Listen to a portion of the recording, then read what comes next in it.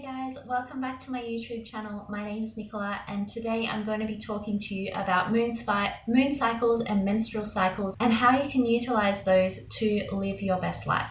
Today we're going to be referencing a chart by Julie Wilder from spiralspectrum.com.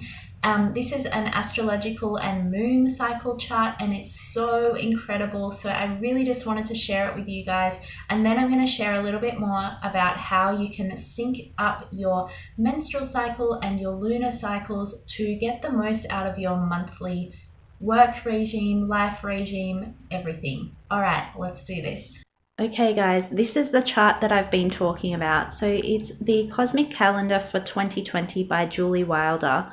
And you can see how at the top you've got the moon cycles, but then in the center here you've got all of the months, all of the star signs, all of the astrological events, basically anything that you ever will need to have guidance from the universe, from the planetary happenings and seasons, and basically anything you can ever want.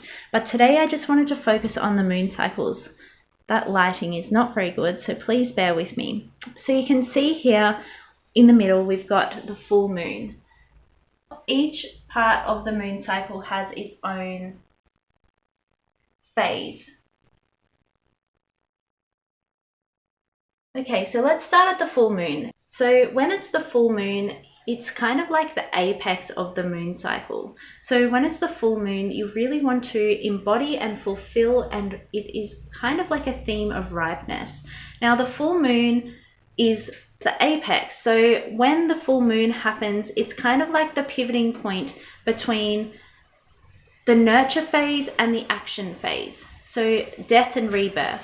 And as you move further into the moon, heading in towards the new moon or the dark moon, you can see how when it starts to get darker and darker, it's disseminating and you want to reap and share. It's like your harvest time. And then when you enter the third quarter, it's the shed and release. Then you go into complete and reseed. It's a rest period. And then the new moon is to listen and observe and stillness.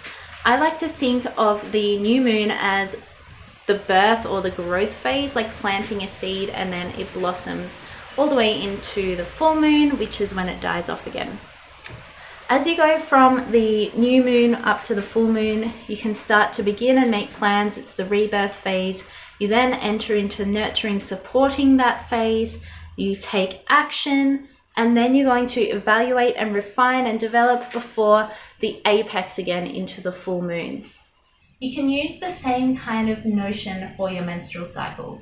So when you get your period, it's like the end of an era. It's like the apex of your month or of your cycle. And as you move further towards the ovulation phase, which is like the birthing, the new projects, the planting the seed, you're going to move out of the death cycle into the new rebirth cycle, taking that action until you get to the apex again, exactly like what the moon cycle does. So your period is similar to the full moon and your ovulation time is similar to the new moon. So what this means for life is that when it's the full moon, you really want to be open to receiving, to letting go, to allowing things to fall away, to really allow the fruits of your labor between ovulation or the new moon and your period or the full moon, and really allow for things to evolve and for things to come to an end or to reach their apex.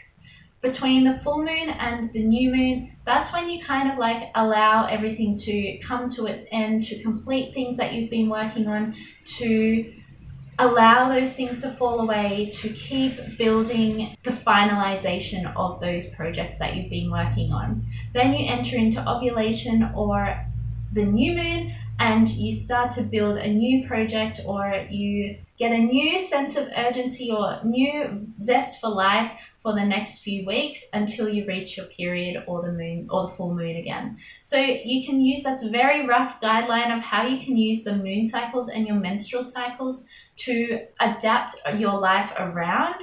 If you also are a woman and you get your period, then you also know that when you do get your period, you do enter into kind of like a hibernation. You enter into kind of like a state where you're allowing things to be. You're allowing things to unfold and you're not trying to force all the time. Whereas when you're ovulating, you have this burst of energy, you have this time when you're like excited and bringing new things to fruition. It's using those moon and menstrual cycles, you can really start to work with your inspiration, your motivation, and know when those times in your cycle are coming, and use your work or business or life cycle to reflect those times in your period or in the moon cycle.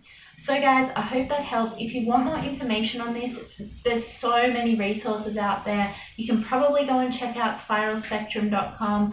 It's amazing for different resources, but you can follow people on Instagram who are into feminine wisdom, the feminine energy, also astrology and all of those amazing things, and you can link them up yourself. I hope this video helped you. If you liked the video, please hit the thumbs up and don't forget to subscribe.